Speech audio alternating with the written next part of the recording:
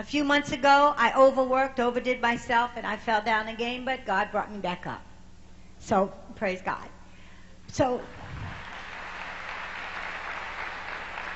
hi, cutie, how are you? Thank you. Oh.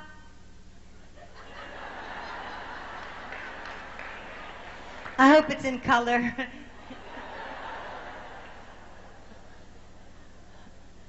But we are living in a time, and I heard your laughter. It's sweet. It's very sweet.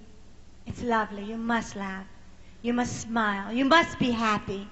But you must be clear-minded, single-minded, pure-minded. You must be faithful.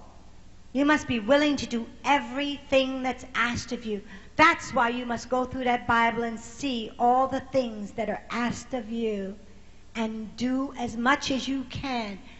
Our Blessed Mother did everything perfect. Everything. You can't go around and say, well, I'm only human, I can't do it. He knows you're human. He made you. And he still asked you to. Please, with all of your heart, do all you can to be perfect.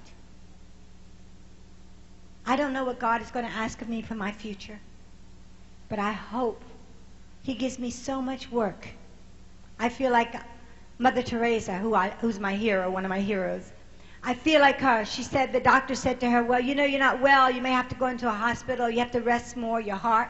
She said, no, I want to die working for the Lord. This is a woman 80-some years old, isn't she?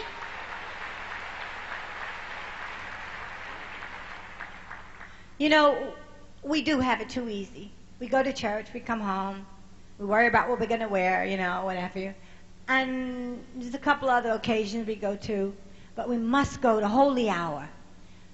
Anybody who receives the Eucharist and doesn't go to confession at least once a month, shame on you. You must go to confession. It is a gift. And when you know better, it's expected of you. So whatever you do, don't try to cheat God. You cheat yourself. Because I'm telling you, it's in the book.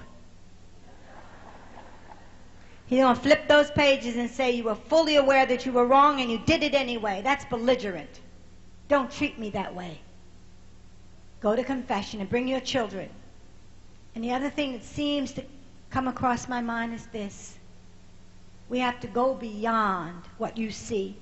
Some of you were here probably the other years and the other years when they had conferences. And I've been traveling around the country seeing conferences. And they're all starting to look alike. You know why? Say, why, Lola?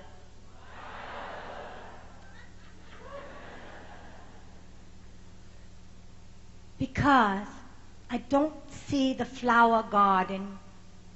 God created many different beautiful flowers to make a bouquet, and he wants this church to offer up a bouquet. There have to be all kinds of people in here. You have to go outside of your own group. I want to see Africa's children in here, Jamaica's children in here, India's children in here. I want to see all your brothers and your sisters in here. He didn't create them for you to ignore them. If he made you wonderfully in your mother's womb, he made your brothers and sisters of another race, another culture, another language in their mother's womb just as wonderful. Go out and make believers of all nations. All nations. I don't see it. As I travel around, and I read a book the other day, a Catholic book someone gave me. And this young African-American young man wanted to be a priest, and somebody said, you think you're going to be all right in that white church? How dare you have that reputation? How dare you? It is not a white church. It is God's church. God's church.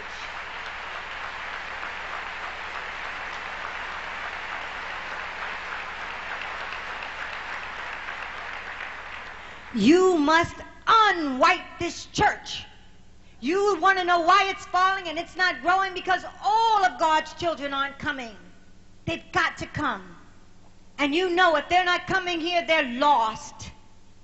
And you know, if you look at Baptist churches and all the other, these people are religious, They go to church in droves. You have to stand up. You're talking about the Baptist, the Catholic church is emptying out. Not many people. I go to one. It's half them. You can go bowling in the church. But I go to the Baptist church, the AME church, wall-to-wall people, standing room only. You've got to go out and extend your arms around all of your brothers and sisters, because they will bring gifts to this church